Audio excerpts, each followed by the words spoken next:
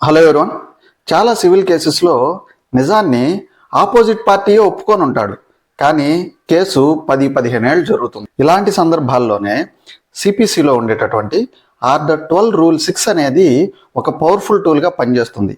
ఒకవేళ opponent party కానీ నిజాన్ని ముందే కానీ ఒప్పుకుంటే కోర్టు ఆ నిజాన్ని పరిగణలోకి తీసుకొని ట్రయల్ పూర్తిగా జరగకుండా మిగిలిన విట్నెస్లన్నింటినీ విచారించకుండా జడ్జిమెంట్ని ఇస్తుంది. ఫర్ ఎగ్జాంపుల్, అనిల్, సునీల్ అని 2 వ్యక్తులు ఉన్నారు అనుకుందాం.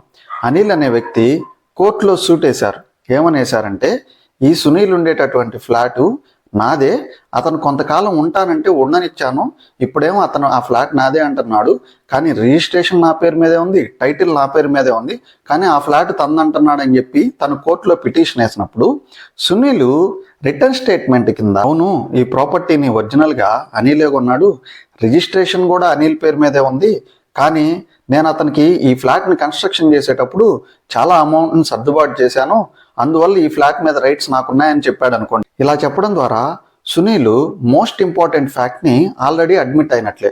అంటే ఏమని, ఈ ఫ్లాట్కి సంబంధించినటువంటి ఓనర్షిప్ అనిల్దే అనేసి. ఇప్పుడు అనిల్ సిపిసిలో ఉండేటటువంటి ఆర్డర్ 12 రూల్ 6ని బేస్ చేసుకొని కోర్టుని అడగొచ్చు. ఏమనంటే, సునీల్ ఆల్రెడీ ఈ ఫ్లాట్ నాదే అని చెప్పాడు, రిజిస్ట్రేషన్ నా పేరు మీదే ఉందన్నాడు, టైటిల్ కూడా నా పేరు మీద ఉందనే చెప్పాడు. సో దీనికి సంబంధించినటువంటి ఓనర్షిప్ గురించి ఇక ఎటువంటి ఫర్దర్ ట్రయల్ అవసరం లేదు, విట్నెస్ని విచారించాల్సిన పని కూడా లేదు. సో దయచేసి దీనిలో జడ్జిమెంట్ ఫేవర్గా ఇవ్వమని చెప్పేసి కోర్టులో అడగొచ్చు అనమాట.